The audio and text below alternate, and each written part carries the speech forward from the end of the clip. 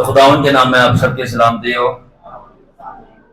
And खुदावन आपको ढेर सारी हिकमत दे।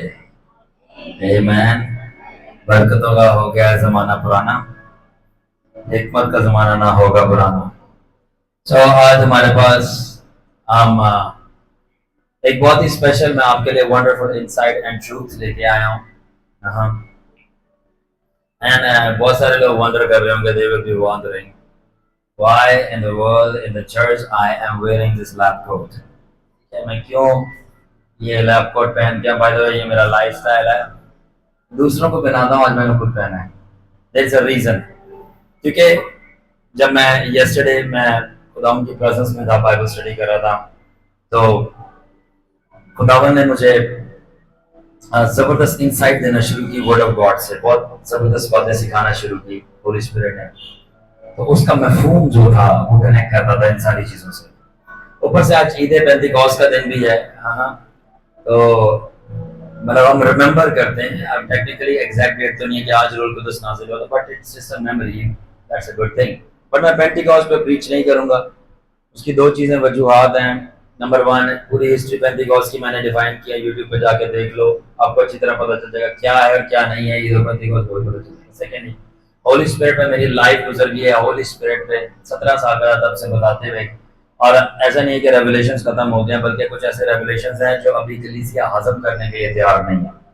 दैट्स व्हाई मैंने वो लॉक रखी है, जब बोला जाएगा मैं रिलीज कर दूंगा, जो आपने होली स्पिरिट का आज तक नहीं देखा। एनीवे, तो ईद पेंटिकॉस्ट है, मैं एक दिन नहीं, मैं रोज बनाता हूँ, ठीक है। इतनी मैनिफेस्टेशंस अनॉइंटिंग्स का खुदाम की ग्रेस से तजर्बा, तो हम ऑलरेडी रिच हैं पेंटिकॉस्ट।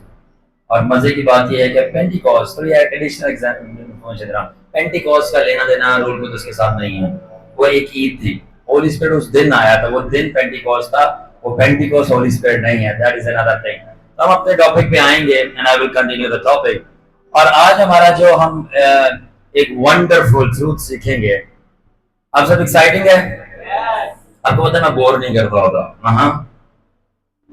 ना मैं बोर करता हूँ और ना मैं बोर होता हूँ, ठीक है।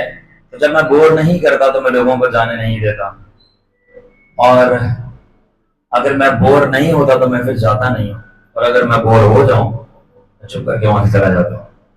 एनीवे, सो आज का जो हमारा टॉपिक है जिसको हम कवर करेंगे वो है फिजिशियन यानी doctor versus lab technician. Doctor को फिजिशियन, पुरानी भाषा में, ओल्ड इंग्लिश में डॉक्टर को फिजिशियन बोला जाता था, अभी भी बोलते हैं फिजिशियन, जनरल फिजिशियन। जीपी के पास जाएंगे, कभी अब ओएटी या आईएलटीएस का टेस्ट देना, उसके अंदर आपको बोलेगा have you been to GP Mister Stephenson, GP general physician, general physician, ठीक है। तो उसका हम लोग अपना डॉक्टर मेरा देसी बंदा है, और डॉक्टर हकीम भी बोल सकता है यार, डॉक्टर तो बोल। एनीवे, सो आज हम सीखेंगे डॉक्टर यानी फिजिशियन वर्सेस लैब टेक्नीशियन, ठीक है। ये क्या मिस्ट्री है, हम इसको अनकवर करेंगे। मेरे पास आपके लिए फाउंडेशनल स्क्रिप्चर, जिसको उर्दू में कहेंगे मरकजी आयत है, वो मैथ्यू 8 and verse 2, इंग्लिश में पहले पढ़ूंगा। And behold, a leper came to him and knelt before him, saying, Lord, if you will, you can make me clean। और उसके पास फिर एक कोढ़ी आया और घुटने टेक कर उसे कहने लगा, खुदावन, अगर तू चाहे तो तू मुझे अच्छा कर सकता है। और खुदावन ने उसके ऊपर हाथ रखे और बोला, मैं चाहता हूँ कि तू अच्छा हो जाए। वो अच्छा हो गया, उसका कोढ़ जाता रहा। फिर खुदावन ने बोला, जा अपने काहिन को, प्रीस्ट को, जो मूसा ने मुकर्रर किया है कुर्बानी एंड एक्सेट्रा, वो जाके दिखाए, और हमें स्टोरी पता है। सो ग्रीक वर्ड में जो कोढ़ के लिए वर्ड इस्तेमाल हुआ है वो है लेप्रोस। क्या है? लेप्रोस, ठीक है। अब बाइबल के अंदर लेप्रोस का मतलब जो था हैंसन्स डिजीज नहीं था। कौन बोले? हैंसन्स, बोले हैंसन्स। लेप्रोसी जो उस जमाने में कहलाती थी, वो आज हम उसको एनाटॉमी, फिजियोलॉजी, पैथोफिजियोलॉजी, क्योंकि मैं उसका लेक्चर मालूम, so it's a good connection, तो आई नो डिजीज के बारे में। उसको हैंसन्स डिजीज बोलते हैं। क्या बोलते हैं? कोढ़ की बीमारी, हैंसन्स डिजीज। अब जो बाइबल के अंदर जहां कोढ़ का जिक्र आया वो हैंसन्स डिजीज नहीं है, जो स्किन खराब होना शुरू होती है और उंगलियां जड़ना शुरू हो जाती थी एक वायरस की वजह से। That's another thing. Leviticus 13 to 14 यानी एबार सॉरी या एबार में 13 से 14 बाब के अंदर ये हैंसन्स डिजीज लेप्रोसी का जिक्र है, मगर वो वेरियस डिजीजेस थी, यानी कि वो सिर्फ कोढ़ की बीमारी नहीं थी, वो बहुत सारी स्किन कंडीशंस थी, जिल्द की बीमारियां थी, जिनसे कहा गया था इनसे बचना है, ठीक है, इनको हाथ जो लगाएगा वो भी नापाक हो जाएगा, ठीक है। सो अब जिसको कोढ़ की बीमारी हो जाती थी, जैसे ये बंदा आया यीशु मसीह के पास, जरूरी नहीं है कि वो हैंसन्स डिजीज है, वो बहुत सारी वेरियस स्किन कंडीशंस थी जिसका जिक्र था। नंबर 1 क्या था, वो सेरेमोनियली अनक्लीन हो जाता था, यानी कि उसको नापाक समझा जाता था। नंबर 2, वो सोसाइटी से कट डाउन हो जाता था। जैसे आज अगर टीबी हो जाए किसी को, उसको आइसोलेशन में रखते हैं, सबको उसको वो खुले अवाम में नहीं घुमाते, तो इस तरह उसको आइसोलेट किया जाता था अवाम से, ठीक है ना, मगर उसको पूरे के पूरे कह लो कि एक किस्म का जिला वतन हो गया होता था, निकाल देते थे, ठीक है, और उसको इबादत करने की भी इजाजत नहीं थी हैकल में जाकर, यानी कि आज के दौर में कह सकते हैं चर्च में आकर। तो यानी कि कोढ़ अगर किसी बंदे को हो जाए, एक तो वो नापाक खिलाया जा रहा है, बीमार तो बेचारा है, उसे बीमारी में मरना है, मगर बीमार होने के साथ साथ अब उसके ऊपर धब्बा लग गया, वो नापाक है। नंबर 2, वो सोसाइटी से कट आउट है, वो मिल नहीं सकता किसी से भी, इसको बाहर निकाल देंगे, ठीक है। नंबर 3, वो चर्च भी नहीं जा सकता, यानी उनके वक्त की हैकल यानी वर्शिप भी नहीं कर सकता इन द चर्च, बाहर कर सकता है, ठीक है ना। तो जब ये बंदा यीशु मसीह के पास आया तो और उसने बोला, रिक्वेस्ट की खुदावन से, तो ये बंदा सिर्फ फिजिकली सफर नहीं कर रहा था, फिजिकली बदनी तौर पर जिस्म में, ये बंदा सोशली और स्पिरिचुअली भी सफरिंग कर रहा था, क्योंकि सोसाइटी से कट डाउन था और अपने स्पिरिचुअल प्रैक्टिसेस इबादत भी नहीं कर सकता था, क्योंकि ये टेंपल और सोसाइटी में नहीं जा सकता था। और इसने खुदावन के पास आके बोला कतराइसा, क्या बोला, कतरासाए या कतराइसा या कतरासाए, ये ग्रीक वर्ड है, इसका मतलब है क्लेंज मी। क्या बोला, क्लेंज मी, कतराइसा, कतरासाए, कतरासाए, ये क्लेंज मी, ये ग्रीक वर्ड है, क्योंकि आपके पास जो मैथ्यू है, मत्ती, वो ग्रीक में लिखी गई है। तो अब नोट करें बात, उसने जीसस को ये नहीं बोला हील मी। हाँ, इतने लोग मेरी बात को अंडरस्टैंड कर रहे हैं। उसने जीसस को ये नहीं बोला हील मी, उसने जीसस को बोला क्लेंज मी, खतरासाए, खतरासाए, मुझे क्लेंज कर। उसने क्यों खुदावन को बोला हील नहीं कर, मुझे क्लेंज कर, क्योंकि सबको पता था यहूदी दस्तूर और ट्रेडिशन के मुताबिक जिसको कोढ़ है वो नापाक बंदा है, वो सोसाइटी में शामिल नहीं हो सकता और वो अपनी रूहानी चीजें नहीं कर सकता, वो कट आउट है, ठीक है।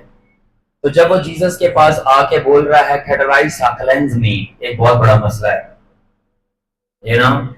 जब ये ना पढ़ा था मैं, इसका पार्ट 2 भी होगा, मैं बताऊंगा, मैं लिटरली रो पड़ा था और मैं हैरान हो गया था, बिकॉज देखिए बाइबल जो है ना बहुत सारे जावियों से समझनी पड़ेगी, फिर जाके आपको समझ आएगा कि ये टेक्स्ट क्या कहता है। और अब मैं थोड़ा सा उसका जो है ना आपको ट्रेलर दूंगा। कोढ़ी का यीशु के पास आना इतनी बड़ी बात नहीं थी according to the law. Law को तुम्हें क्या कहते हैं, शरीयत, बाइबल में लॉ को शरीयत कहते हैं, कानूनी, ठीक है, वो शरीयत। कोढ़ी का यीशु के पास आना इतनी बड़ी बात नहीं था, ठीक है, मेरी तरफ से टेंशन दे, ठीक है। बट यीशु का कोढ़ी को एक्सेप्ट करना, वो उसके पास आ रहा है, और उससे बढ़कर, कबूल करने से बढ़कर उसको फिजिकली तौर पर टच करना, ये बहुत बड़ी बात थी। वाई, इसलिए क्योंकि जिसको कोढ़ था, ना सिर्फ वो नापाक मुकर्रर होता था, सबको पता है इसको कोढ़ हो गया, ये नापाक है, इसको बाहर कटो और इसको इबादत नहीं करने देनी। बट क्यों, मैंने कहा कोढ़ी का यीशु के पास आना बड़ी बात नहीं है, यीशु का कोढ़ी को रिसीव करना और उसको टच करना बड़ी बात है। यू नो व्हाई, जिनमें कोढ़ होया है तो उन्हें तो होया है, मगर अगर वो बंदा किसी से कोई चला गया ना और उस बंदे ने उन्हें कबूल कर छड़िया और कबूल से बढ़कर हाथ लगा दिया, उस बंदे को भी सोसाइटी से निकाल देते थे। एंड सेकेंडली, वो बंदा भी नापाक डिक्लेयर होता था। एंड थर्ड, वो बंदा भी हैकल और इबादत नहीं कर सकता था। एंड आप इस बात को समझें, जीसस ने अपना सोशल स्टेटस और अपनी स्पिरिचुअल रेपुटेशन दांव पे लगा दी एक घोड़ी को छूने के लिए। अंडरस्टैंड? Do you understand? कुछ समझ आ रही कि नहीं आ रही? कि वो तो कट डाउन है। अब जीसस, और थर्ड चीज आगे आपको बताऊंगा कि जो उसको टच करेगा वो क्या कहलाएगा। ये लॉ में, शरीयत में, पुराने पैदाइश के बाद खरूज बार की इस्तिस्ना, इसमें सारा डिस्क्रिप्शन दी हुई है। जो बॉडी को टच खिलाएगा वो क्या खिलाएगा, क्या खिलाएगा। एंड जीसस यहां पर बॉडी को टच कर रहा है और उसके बिहाफ पे नमाज खिलाया जा रहा है। हम कहते हैं उसने हमारी नापाकी अपने सरों पे ले ली। You understand? एंड और जीसस ने डेयर की, यहां फेथ नहीं है सिर्फ ईमान, यहां पे तप्पड़ की बात है। ज्यादा लफ्जों में बोलूं ना मैं अगर, तो क्या आप में तप्पड़ है? देखो, चुपके दुआ सारे कर लेते हैं, चुपके खुदा का काम सारे कर लेते हैं। क्या आप में तप्पड़ है कि आप खुली आवाम का सामना करोगे? क्योंकि आपको पता है वो आप ये जो काम करोगे सारे आपके खिलाफ हो जाएंगे। आपको तो पता ही है मेरा। फिर ये चीजें मैंने जीसस से सीखी, बंदों की परवाह नहीं करनी है।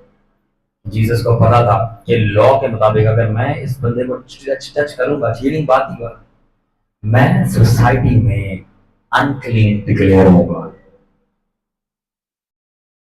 और सोसाइटी की लॉ की इंटरप्रिटेशन क्या है? जो जूइश कल्चर, जैसे कि आज की कलाम की इंटरप्रिटेशन सबकी मजहबियों की अपनी, और वो क्या है कि जिसने छुआ वो नापाक है। देखो, इंफॉर्मेशन सबके पास है कलाम की, रेवलेशन नहीं है।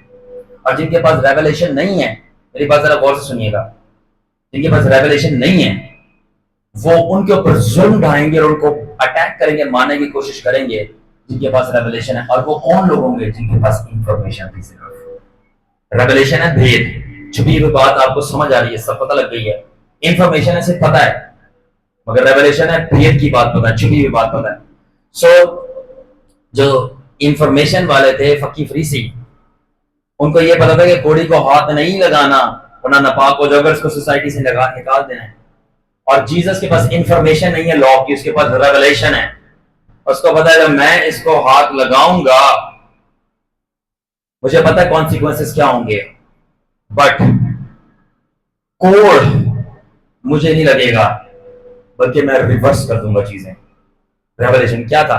वो ये था कि जीसस ने डेयर की उस पर्सन को हाथ लगाने की, और थियोरेटिकली, थ्योरी के मुताबिक, लिखी हुई थ्योरी के मुताबिक ये बात था कि जीसस अनक्लीन डिक्लेयर हो रहा था। थ्योरी के मुताबिक ये लिखा हुआ होता। आज हमें कहते नहीं है, मेरी बात सुनो सारे, हमें कहते नहीं है ये रूल कुदस का जरूर है, ये कहां लिखा है? ए कितने लिखे है? किसी रोर कर दे, ए कितने लिखे है? ठीक है ना? तो मैं पूछ सकता हूं उनसे कि फिर आपकी मिसेस का नाम कहां लिखा है बाइबल में? बताओ बताओ, लिखा है? ओ अच्छा, चलो फिर सही। अगर नहीं लिखा फिर ये ना फंसाओ, हर चीज कहां लिखी है? हर चीज लिखी नहीं, हर चीज छुपी हुई है, उसको जाहिर करना पड़ता है। What I'm saying to say is one thing, और वो है कि सेकेंडली वजह क्या थी हाथ नहीं लगाने को? मेडिकल रीजन थी, क्योंकि वो फैलती थी बीमारी, इसको कहते हैं कंटेजियस, कंटेजियस लगने वाली बीमारी थी, इसलिए हाथ लगाने की मना किया था कि तुम अनक्लीन तो खिलाओगे साथ में वो तुम्हें भी लग जाएगी, तुम्हें लगेगी तो पूरी सोसाइटी में बीमारी फैल जाएगी। जैसे आज टीबी है, कोरोना वायरस है, सब प्रिवेंशन कर रहे थे, एसओपीज मेंटेन कर रहे थे, और सारी चीजें जानने के बावजूद भी कि शरीयत क्या कहती है, सोसाइटी क्या कहती है, और मेडिकल क्या कहती है, जीसस ने अपनी टूटती हुई मोहब्बत के साथ किसी की परवाह नहीं की, उस बंदे पर हाथ रख दिया। पावरफुल, पावरफुल, और उसने टच कर दिया, उसने टच कर दिया। यहाँ पर मुझे बेनीन का वो गीत याद आता है, and he touched me, and he touched me, उसे टच कर दिया। उसके बाद क्या हुआ? ऑपोजिट चीज हो गई। क्या हो गई? ऑपोजिट क्या चीज हो गई? कि उस कोड़े की नापाकी जीसस में ट्रांसफर होने के बजाय रिवर्स हो गई, और जीसस की पाकीज़गी कोड़े में चली गई, उसका बोझ फ्री हो गया।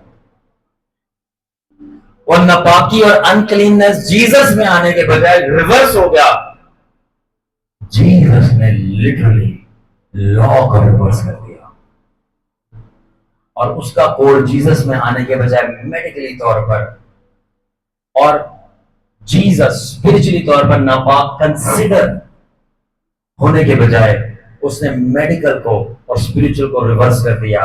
मेडिकली तौर पर कोड रिवर्स हो गया, वो साफ हो गया। स्पिरिचुअली तौर पर यीशु नापाक होने के बजाय उसकी पाकीज़गी उसमें गई, वो बंदा उल्टा पाक हो गया।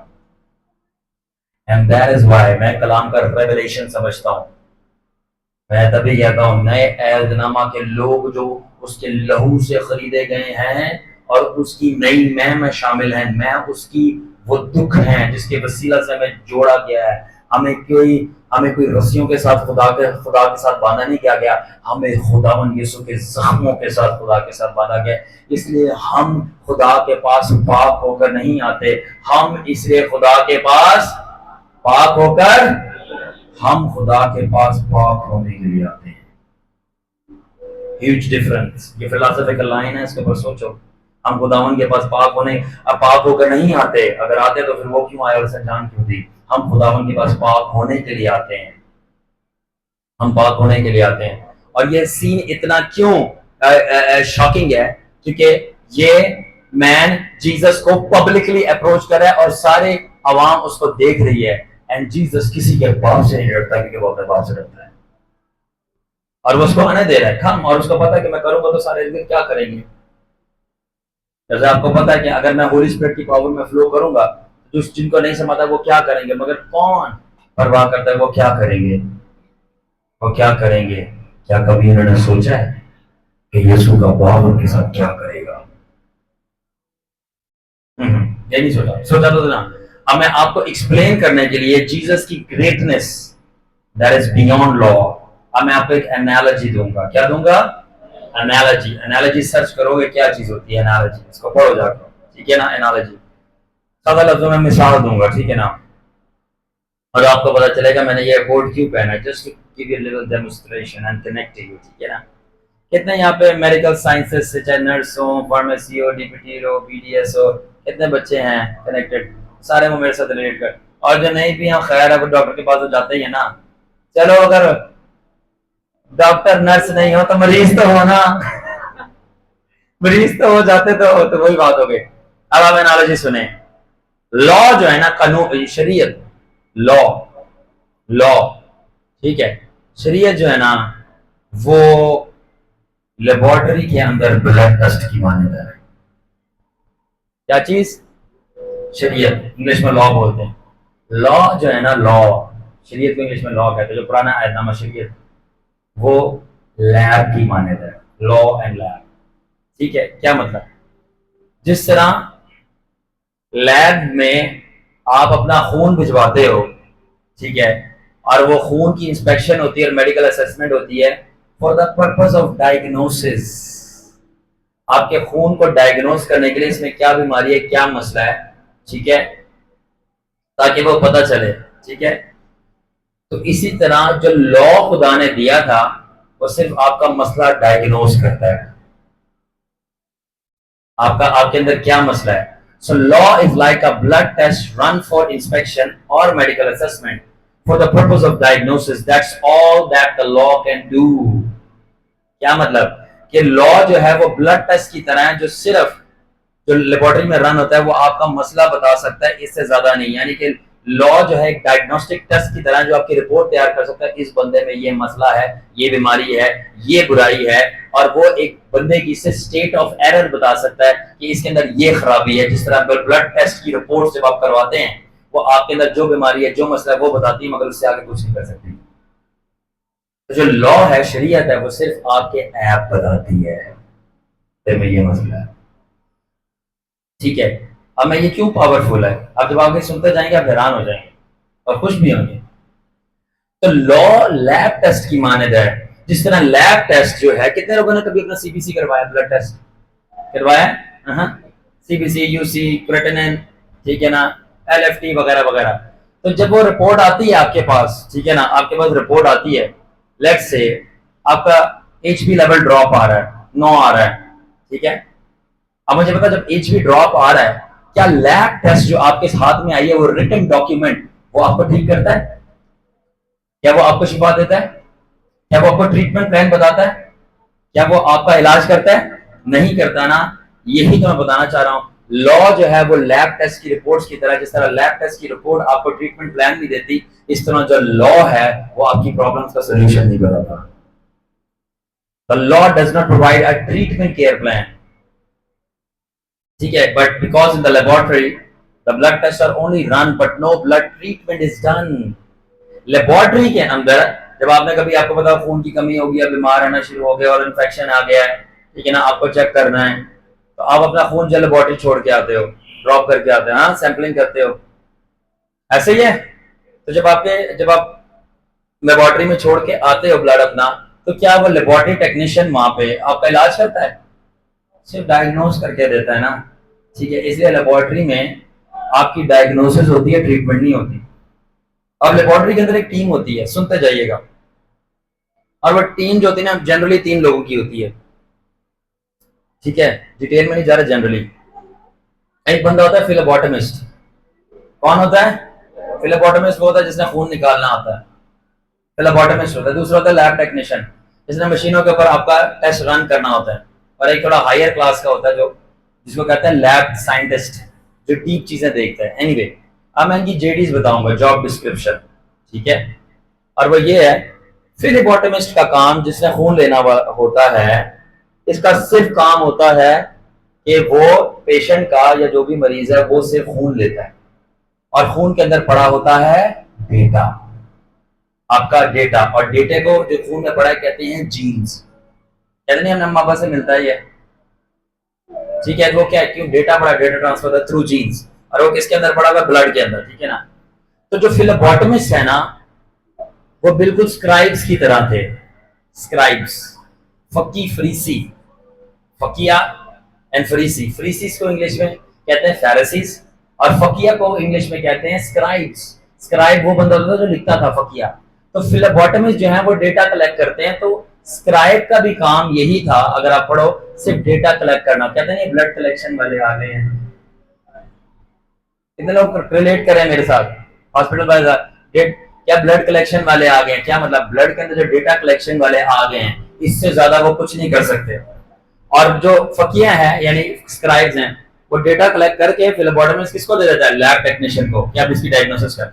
इसी तरह जो ये फकिया थे, स्क्राइब्स थे, इन्होंने खुदा का हिस्ट्री का डेटा रिकॉर्ड किया हुआ था, और आगे ये फरीसियों को ट्रांसफर करते थे। और फरीसी कौन थे? फरीसी थे लैब टेक्नीशियन।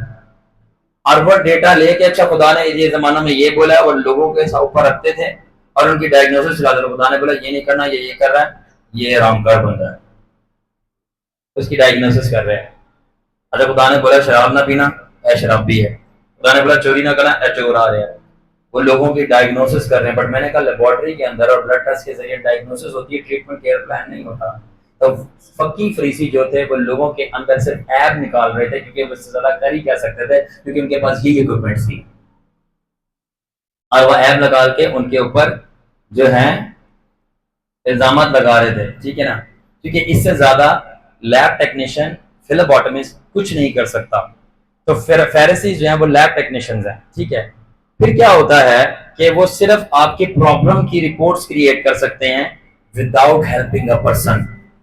वो सिर्फ आपके मसले बता सकते हैं, आपका एचपी कम है, इस तरह एक लैब टेक्नीशियन बता रहा था, वो बता सकता है कि इसके अंदर जिना का मसला है, शराबी बंदा है, स्मोकर है, गाला काटता है, मगर वो सिर्फ बता सकता है, डायग्नोस कर सकता है, जैसे लैब टेक्नीशियन। बट वो इससे ज्यादा नहीं कर सकता। क्या मतलब? वो हील नहीं कर सकता, वो केयर नहीं दे सकता, वो ठीक नहीं कर सकता। तो फकी फरीसी क्या है? फिलोबोटमिस्ट और क्या है? कमान बोलो, ठीक है, लैब टेक्नीशियन। इसके बाद एक बंदा आता है जिसका नाम होता है खुदावन यीशु मसीह। अब खुदावन यीशु मसीह लैब टेक्नीशियन नहीं था जो डायग्नोस्टिक टेस्ट रन कर रहा हो, सिर्फ लोगों के मसले बता रहा हो कि कानून के मुताबिक जिस तरह ब्लड टेस्ट रन किया जा रहा है, तेरे में ये मसला है, तेरे में वो मसला है, कि किसमें क्या नापाकियां हैं, किसमें क्या मसले हैं। क्योंकि जीसस जो था वो लैब टेक्नीशियन नहीं था कि वो लोगों की डायग्नोसिस बनाए कि इसमें ये मसला है और उसके बाद बोले तेरे में ये मसला है, इससे आगे कुछ भी नहीं, फिर तोहमतें लगाए। यीशु मसीह लैब टेक्नीशियन नहीं, जीसस क्राइस्ट डॉक्टर था जो मसले दरियाफ्त करके ठीक करता है उनको। How many are understanding? Concept समझ आ रहा है? तो Jesus was a doctor, supernatural physician, while the phlebotomies यानी scribes and pharisees यानी के lab technicians put criticisms of people through diagnosis, through the law। ठीक है ना? अब फकी फरीसी phlebotomists और lab technicians की तरह लोगों के डायग्नोसिस बनाते थे, इधर ऐ मसला है, इधर ऐ मसला है, इधर ऐ मसला है, मगर मसले बताते थे, उसके ऊपर तोहमत नहीं करते थे, तोहमतें लगाते थे, ये मसला वो मसला, तू ये करता, तू वो करता, तूने ये किया, तूने वो किया, क्योंकि कानून में ये लिखा क्योंकि तेरी डायग्नोसिस ये आ रही है। बट जीसस जो था वो डॉक्टर था और है, वो लोगों की डायग्नोसिस देखकर उनके ऊपर इल्जाम नहीं लगाता था और लगाता है, बल्कि उनकी डायग्नोसिस देखकर उनका इलाज कर देता है। क्योंकि लैब टेक्नीशियन का काम जो होता है डायग्नोस बनाना होता है और डॉक्टर का काम होता है डायग्नोस देख के ट्रीटमेंट दे देना। ठीक है, जिस तरह वो औरत जो जिना में फंसी हुई थी उसके पास आई, तो खुदा वो बता रहे कि मालिक आई, मालिक मालिक इस औरत ने गुनाह किया और शरीयत के मुताबिक डायग्नोसिस ये बनी है जब हमने इसका टेस्ट रन किया कि ये जिनाकार निकली है। अब तू क्या कहता है? तो वो उसकी लैब रिपोर्ट्स दिखा कर जीसस को फंसाना चाह रहे थे। तो जीसस ने बोला बेवकूफो, तुम लैब टेक्नीशियन हो, मैं डॉक्टर हूं, इधर दिखाओ मैं इसका ट्रीटमेंट दूं। और फिर जीसस जमीन पे लिखना शुरू हो गया, यानी जीसस जमीन पे प्रिस्क्रिप्शन लिखना शुरू हो गया। वो भाग गए, वो भाग गए, डॉक्टर ने प्रिस्क्रिप्शन लिख दी है। आमीन। डॉक्टर डॉक्टर है, वो किसी पेपर पे लिखे या जमीन पे लिखे, जो उसने लिख दिया अगर वो करोगे तो आप सही हो जाओगे। आगे सुनो, अब आ जाती है एजुकेशन एंड टेक्नोलॉजी की। जो लेबोरेटरी टेक्नीशियंस होते हैं, मैं किसी भी प्रोफेशन को जो है ना डिग्रेड नहीं कर रहा, मैं एक कॉन्सेप्ट समझाने की कोशिश कर रहा हूं और आपने वो समझना है, ठीक है? तो अब जब अब फेरिसीज और स्क्राइब्स जो हैं वो मैंने बताया कौन है, लैब टेक्नीशियन और फिलोबोटमिस्ट।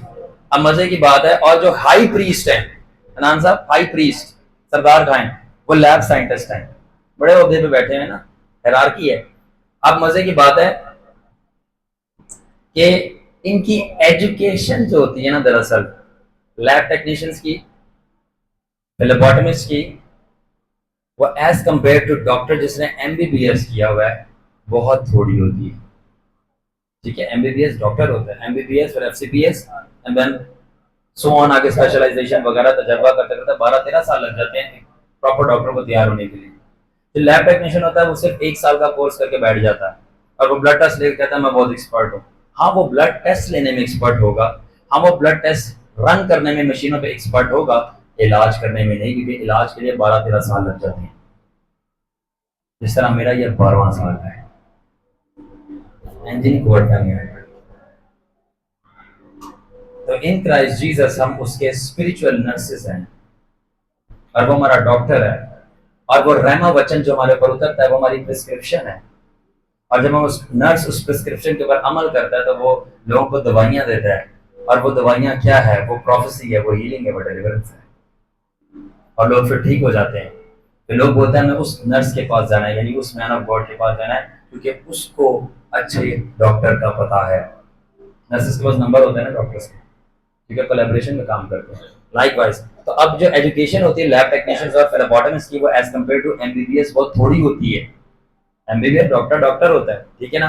और साथ में फिर जो उनके पास टेक्नोलॉजी होती है लैब टेक्स वालों के पास, फिलोबोटमिस्ट के पास, वो भी वैसी वो एडवांस लेवल की नहीं होती जो डॉक्टर के पास होती है। डॉक्टर जो है वही वेंट चलाता है, डॉक्टर को वेंट चलाना आता है, मगर कभी जो खून लेने आया है फिलोबोटमिस्ट आपने देखा उसको वेंट चलाते हुए? लैब उसका काम ही नहीं है, वो क्यों चलाएगा? तो मैं समझाना एक चीज चाह रहा हूं। आप मुझे बताएं, are you ready? I want to make a point. सब इधर देखें, I want to make a point. मैंने क्या बताया था? फकी फरीसी कौन है? लैब टेक्नीशियन और फिलोबोटमिस्ट। मैंने बताया फिलोबोटमिस्ट और लैब टेक्नीशियन की एज कंपेयर टू एमबीबीएस थोड़ी तालीम है, और उनकी टेक्नोलॉजी भी एडवांस नहीं है। तो जो फकीर फरीसी थे, उनकी एजुकेशन और उनकी टेक्नोलॉजी, जिसको वो लॉ कहते थे, शरीयत था, वो यीशु मसीह के कंपैरिजन में बहुत छोटी और थोड़ी थी।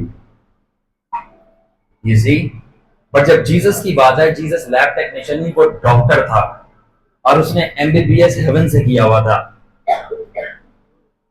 और उसका जो प्रिंसिपल था वो फादर गॉड था, और उसकी एजुकेशन हेवनली थी, और उसके पास जो मशीनरी थी जिससे वो लोगों का इलाज कर रहा था, वो लॉ नहीं था, शरीयत नहीं थी, बल्कि वो खुदा का फजल था, ग्रेस ऑफ गॉड। और वो मशीन, उसकी जो टेक्नोलॉजी थी जीसस की, वो ज्यादा एडवांस थी, क्योंकि शरीयत में किसी का इलाज नहीं है, जिस तरह लेबोरेटरी में उनकी मशीनों में किसी का इलाज नहीं है, मगर डॉक्टर के पास और उसकी वेंट की मशीन के अंदर इलाज है, इसी तरह जीसस के फजल में इलाज है। आमीन। इसीलिए जो फकीर फरीसी थे, वो लोगों की डायग्नोसिस बना के जो है वो उनके ऊपर क्रिटिसाइज करते थे, परसिक्यूशन करते थे, बट यीशु एज अ डॉक्टर होके वो लोगों के ऊपर डायग्नोसिस देके कि इसके अंदर ये मसला है, किसी की परसिक्यूशन नहीं करता था, बल्कि उनके सर्जिकल ऑपरेशंस करता था। तो समझ आया कि नहीं? कि अगर डॉक्टर फरीसी है, वो लैब डायग्नोसिस हुआ, तो इसको तो कैंसर डायग्नोस हुआ है, अब तो तुम मरेगा, अब तो तुम मरेगा, अब तो तुम मरेगा, उसकी बेइज्जती करना शुरू हो गए। जीसस के पास लेकर के इसको भी फंसाओ जरा, ये तो तुम मरेगा, तो बोला वो लैब रिपोर्ट कैंसर है, इसकी इसको परसिक्यूशन, परसिक्यूशन का मतलब लान तान, परसिक्यूशन नहीं करो, मैं डॉक्टर हूं, इसका सर्जिकल ऑपरेशन करो, निकाल दो बाकी कैंसर वायर, बंदा जीता रहेगा। कितने लोग समझ रहे हैं? अब आगे और बात सुने, और वो है जो फरीसी थे वो सिर्फ रिवीलर्स थे और ब्लैकमेलर्स थे। क्या थे? रिवीलर, जाहिर करना कि ये क्या हुआ है, ये अनुया हुआ है, साथ में ब्लैकमेलर थे, लोगों को ब्लैकमेल करते थे। बट जीसस ज्यादा वो सिर्फ रिवीलर नहीं था, रिवील तो उसको भी करना आता है। जीसस ना सिर्फ रिवीलर था, बल्कि वो हीलर था, ना सिर्फ वो हीलर था, बल्कि वो डीलर था। और है क्या मतलब, वो लोगों के ना सिर्फ मसले रिवील करता था, और रिवील करके वो हील करता था, और हील करने के बाद लोगों से वो डील करता था। He deals with our sinfulness and sickness, not leaving on our diagnosis.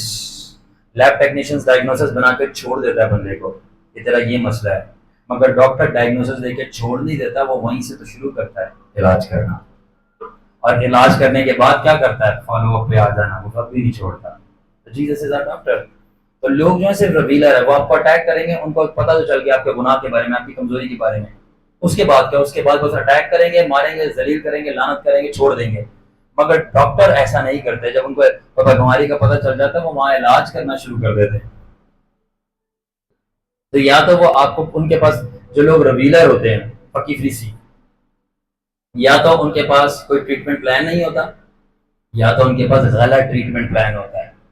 For example, जिनके पास प्लान नहीं है वो तो लानत वानत करेंगे, बेइज्जत बुजत करेंगे, छोड़ देंगे।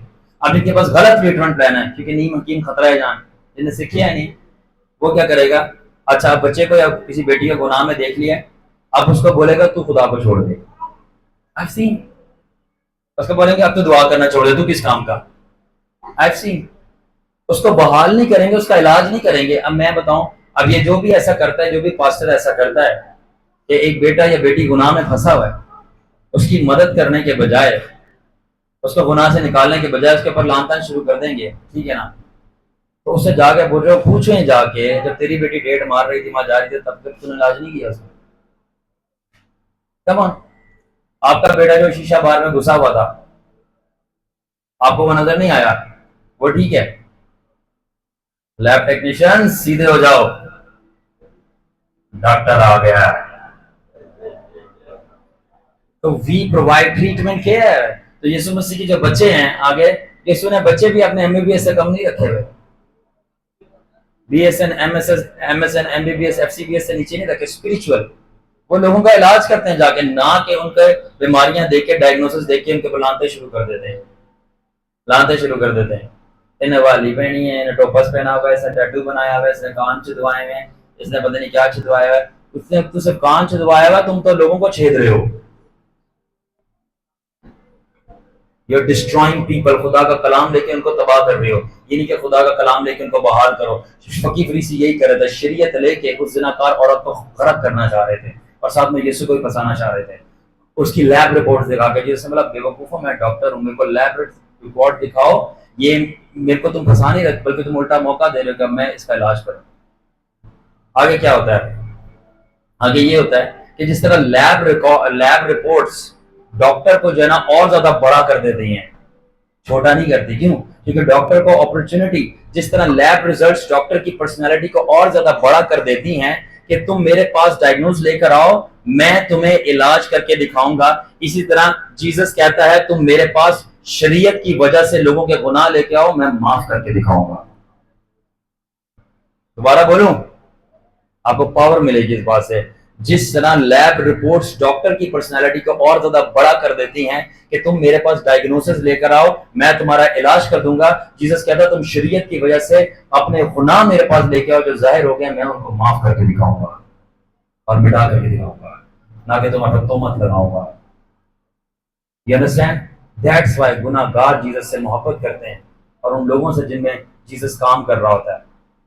और जो फकी फरीसी मजहबी गुंडे हैं, ठीक है, और वो उन्हीं के लोगों को अटैक कर रहे थे वह लैब रिपोर्ट दिखा दिखा के। ये समझ आप लोगों को समझ आ रही? इस तरह लैब रिपोर्ट जो हैं वो डॉक्टर को और जरा ज्यादा बड़ा बना देते हैं। इसी तरह जो लॉ है वो भी जीसस को और ज्यादा बड़ा बना देता है। क्यों? क्योंकि जिस तरह लैब रिपोर्ट्स डायग्नोज दिखाती है, डॉक्टर को मौका मिल जाता है ट्रीटमेंट देने का। इसी तरह शरीयत जब लोगों के गुनाह जाहिर कर देती है तो यीशु को मौका मिल जाता है वो गुनाह मिटा देने का। पावरफुल, ठीक है। और अब आपको मैं थोड़ी और डीप बातें बताना चाहता हूँ, और वो ये है कि ये खुदावन की प्रोफेटिक अरेंजमेंट थी स्क्राइब्स को शेप करने के लिए और सिनर्स को सेव करने के लिए। क्या मतलब?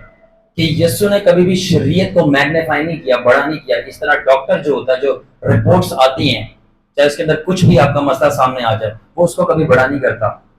इसका जो लिखा हुआ आ गया, कैंसर डायग्नोस हो गया, ट्यूबरकुलोसिस डायग्नोस हो गया, किडनी फेलियर डायग्नोस है, वो कभी भी उसको बड़ा चढ़ा के पेश नहीं कर रहा होता। ट्रीटमेंट आपकी डायग्नोसिस में क्या हुआ है, वो ट्रीटमेंट प्लान को बढ़ाता है कि उस लोगों को उम्मीद मिले। कितने लोगों को समझ आ रही है बात? आपको अच्छा लगेगा डॉक्टर ने रिपोर्ट देके बोला चलो अब आप फारिग हो जाओ, आप दिल टूट जाएगा आपका। इतने पैसे लगा के आप जा क्यों रहे हो हॉस्पिटल के अंदर अगर उसने इलाज नहीं करना? आप इतनी बड़ी बड़ी बेदायियां क्यों देते हैं अपने मैन ऑफ गॉड को, अपने पास्टर को, अगर उसने आपकी मदद नहीं करनी? और सारी मदद उसके बच्चों के लिए। कमान, अगर एक मैन ऑफ गॉड आपका पैसा लेकर आपके बच्चों की मदद नहीं कर सकता, उसको पैसा नहीं दो। वो आपका पैसा है, आपने उसकी जिंदगी में बोया क्योंकि उसके ऊपर अनॉइंटिंग है, ताकि वो खुदावन के मसले में से लेकर आपकी मदद करे, ना कि अपने बच्चों की। उसके बच्चों की मदद खुदा करेगा, ऐसी बात नहीं है कि मैन ऑफ गॉड के बच्चे रुलेंगे। साधुओं के बच्चों को रुलते नहीं देखा था क्या था। बट एक सिस्टमेटिक अप्रोच है, पहले खुदावन के लोग हैं, यू हेल्प देम फर्स्ट। तो इसी तरह डॉक्टर कभी भी रिपोर्ट्स को मैग्नीफाई नहीं करता, बल्कि रिपोर्ट्स जो हैं वो डॉक्टर को बड़ा करती है कि अब ये इलाज करके दिखाएगा तो तुम बोलोगे क्या डॉक्टर है। इस तरह यीशु मसीह ने शरीयत को कभी भी बड़ा नहीं किया, बल्कि शरीयत यीशु मसीह को जो है वो सरफराज करती है और बड़ा करती है कि देखो ये शरीयत के मुताबिक मसला लिखा है, अब यीशु मसीह अब इस मसले का इलाज करके दिखाएगा। आर्यन में कितने लोग समझ रहे हैं इस बात को? अब मैं आपको और गहरे में जाता हूं, और वो ये है कि अब खुदावन की करनी ही ऐसी थी, इसको डिवाइन अरेंजमेंट कहते हैं, कि यीशु ने फन थिंग्स क्या की ओल्ड टेस्टामेंट के अंदर। अब यीशु मसीह खुदा बाप की मैं आपको मेडिकल और प्रोफेटिक अरेंजमेंट बता रहा हूं, और वो ये थी सबसे पहली चीज, खुदा ने पुराने अहदनामे में ऐसा कलाम दिया और कुछ चीजें बोली कि आपने ये नहीं करनी, जैसे घोड़ी को हाथ नहीं लगाना, लाश को हाथ नहीं लगाना, ठीक है। उसके बहुत सारे मेडिकल रीजन भी थे और प्रोफेटिक रीजन भी थे। मेडिकल रीजन आपको पता है कि जैसे कि घोड़ी को हाथ नहीं लगाना, बॉडी फ्लूइड्स को हाथ नहीं लगाना, क्योंकि उस वक्त मेडिकल साइंसेस इतनी वसी नहीं हुई थी कि आप इन्फेक्शन से आपको किस तरह बचो। खुदा ने बोला अच्छा हाथ ना लगाओ, ये मेडिकल रीजन थे, ठीक है ना। ये एक पॉइंट ऑफ व्यू था मेडिकल का, हाथ इसलिए लगाना क्योंकि लोगों को इतनी अवेयरनेस नहीं थी। दूसरा प्रोफेटिक रीजन ये था कि उसने बोला ये काम इसलिए नहीं करना तुम, क्योंकि वो अपने लिए स्टेज तैयार करा था कि ये काम सिर्फ मैं करूंगा, मैं करूंगा और तुम्हें तोड़ दूंगा अपने आप से इश्क करने के लिए, देखो मैंने तुम्हारे लिए क्या किया है। और तैयार करा था। क्या मतलब? मैंने कहा लैब रिपोर्ट्स डॉक्टर को चांस देती हैं कि वो प्रूव करे मैं डॉक्टर हूं, कि मैं तुम्हें अब ठीक करूंगा। इस तरह शरीयत में खुदा ने कुछ ऐसी चीजें बोली नहीं करना, ताकि सिर्फ वो यीशु ही आकर करे और वो लोगों को प्रूव करे मैं यीशु हूं तुम्हारी निजात, ये मैं ही कर सकता हूं। ठीक है। अब फॉर एग्जाम्पल अगर आपको पेट में दर्द हो रही हो तो आप बताओ लेबोरेटरी भागोगे? कहाँ भागोगे? हाँ, डॉक्टर के पास भागोगे, ठीक है ना। तो इसी तरह जब आप जीसस के पास भागते हो, अब क्या हुआ कि खुदावन ने बोला उस बंदे को कि जा अब प्रीस्ट को जाके अपनी रिपोर्ट्स दिखा। अब ये पावरफुल सेगमेंट आने लगा है। कम ऑन गाइस, इधर देखिए मेरी तरफ। पावरफुल सेगमेंट आने लगा है और इससे आपके ईमान को तकवीयत मिलेगी। और वो क्या है? और वो ये है कि जब डॉक्टर इलाज करता है मरीज का, और इलाज करने के बाद क्या होता है, वो उसका दोबारा फॉलो अप टेस्ट करवाता है। ऐसा है कि नहीं है? फॉलो अप टेस्ट करवाता है। फॉर एग्जांपल अगर किसी फीमेल के अंदर ब्लड की कमी हो जाए, एचबी ड्रॉप हो जाए, फेरेंजेक्ट के इंजेक्शन लग रहे होते हैं, ठीक है, तो वो डॉक्टर के ऊपर है वो किस तरह किस एपिसोड्स में लगाना चाहता है। लगाने के बाद बोला जाओ वापस से सीवीसी करवा के आओ। लेट्स से अगर उसका 7 था 8 था, तो क्या उसका एटलीस्ट 10-11 तक एचपी पहुंचा, वो वापस से फॉलो अप होता है। लाइकवाइज रिपोर्ट्स वापस दिखाई जाती है डॉक्टर को लाके, लैब टेक्नीशियन को यही चेक कर रिवर्स हुआ कि नहीं। इसी तरह जब जीसस ने उस कोड़ी को शिफा दी और बोला जा अपने प्रीस्ट को दिखा, और मैंने कहा प्रीस्ट कौन था? लैब साइंटिस्ट, ठीक है। तो जब उस कोड़ी को क्यों बोला जीसस ने जाकर, oh my God this is so amazing, priest को जाके दिखा कि ना सिर्फ because technicians and Pharisees could not do what Jesus the physician could do, क्योंकि ना सिर्फ इसलिए कि फकी फरीसी जो कि लैब टेक्नीशियन थे वो नहीं कर सकते थे जो जीसस जो कि डॉक्टर था कर सकता था, बल्कि उससे बढ़कर यीशु ने और भी बहुत ज्यादा कोई शॉकिंग चीज की। और इसलिए बोला जाकर जिसने तेरी डायग्नोज बनाई है ना शरीयत के मुताबिक उसको जाके दिखा। क्योंकि प्रीस्ट जो थे, हाई प्रीस्ट, वो डिक्लेयर करते थे इस चीज के बारे में कि ये कोड़ी है। Are you ready guys? Are you ready guys? उसने बोला अब जाकर अपने लैब साइंटिस्ट को जाके वापस से रिपोर्ट दिखा और उसको शॉक कर दे। क्यों? कि यीशु मसीह सिर्फ इलाज नहीं करता, यीशु मसीह बल्कि तुम्हारी रिपोर्ट्स भी चेंज कर देता है। Come on, clap for Jesus.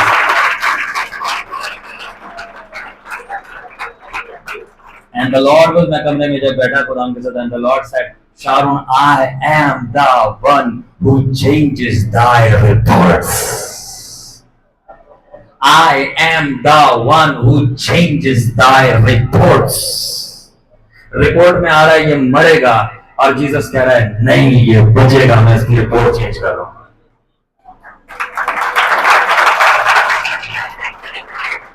Report में आ रहा है ये जहन्नुम जाएगा। वो जब लटका हुआ था कैदी, वो जहन्नुम की एंट्री उसकी टिकट कटी थी, रिपोर्ट्स में था कि इसने सारी उम्र गुनाह किया है और मरने से पहले उसने एक दफा ग्रेट डॉक्टर जीसस से मिल लिया और जीसस ने बोला मैं तेरी रिपोर्ट चेंज करता हूँ, लिखा हुआ आ रहा है he is going to hell, मैं चेंज करके नई रिपोर्ट बना रहा हूँ कि तू आज ही मेरे साथ फरगोश में होगा। न्यू रिपोर्ट्स, न्यू रिपोर्ट्स, ठीक है। और इसीलिए लैब टेक्नीशियंस और फिलोबॉटमिस्ट जो कि फकी फरीसी थे वो जीसस द डॉक्टर से नफरत करते थे। पता पूछे क्यों? बोले क्यों? क्योंकि जो लैब टेक्नीशियन रिपोर्ट बना के देते थे वो जीसस रिपोर्ट चेंज कर देता था। दैट्स व्हाई वो उससे नफरत करते थे कि हमने शरीयत के मुताबिक इस औरत को जिनाकार डिक्लेयर किया और जब वो आई तो यीशु ने बोला जा तेरे गुनाह माफ, फिर गुनाह ना करना, reports change. So that's why वो जीसस से बहुत ज्यादा जेलस थे और नफरत कर रहे थे कि जो रिपोर्ट्स हम तैयार करते हैं डेथ की कि ये मरे बंदा और यीशु फंसे, तो ये वो रिपोर्ट्स लेके ना सिर्फ वो बंदे का इलाज कर देता है बल्कि रिपोर्ट चेंज करके उसको पकड़ाता बोलता वापस जाके दिखा और बोल ये तुमने रिपोर्ट्स बनाई थी और ये अब बदल गई है, क्योंकि मैं खमन जाना, क्योंकि मैं एक बंदे से मिला था, ना सिर्फ वो मेरा डॉक्टर था बल्कि वो मेरा रिपोर्ट चेंजर भी था।